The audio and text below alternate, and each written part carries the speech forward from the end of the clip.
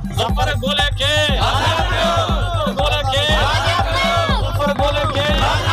नाज़रीन करमपुर में एहतजाजी अहम ख़बर है जो गांव से शेयर कयूं पिया। करमपुर भरिसां 1 महीनो अॻु नापरकोट थाणे जे अदल लंजू लाड़ो वटां हथियार बंधन तां अगवा थियल कंदकोट वासी करमपुर कैडेट कॉलेज के ड्राइवर रिटायर फौजी ज़फ़र अली गोलो खे अद जी नापरकोट तोड़े ज़िले शिकारपुर पुलिस बाजियाब न कराए सकी है।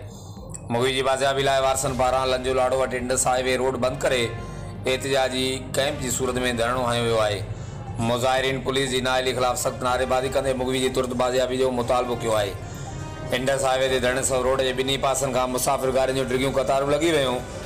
गर्मी सबब मुसाफ़िर सख्त परेशान बीठल आहिनि। होॾां पुलिस से मुज़ाहिरीन खां रोड खोलण लाइ ॻाल्हियूं करण धरणे वारे हंधि पहुतल आहे। रब्ता करण लाइ ॾिसंदा रहो JTN न्यूज़ करमपुर।